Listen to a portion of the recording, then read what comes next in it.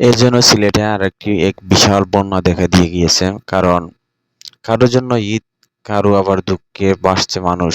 কারণ তাদের জন্য ঈদ নয়, ঈদের আনন্দটাও নয়। সবার জন্য ঈদ আসে না, সবার জন্য ঈদের আনন্দ আসে না। এই মানুষগুলো ঈদের আনন্দ থেকে বঞ্চিত।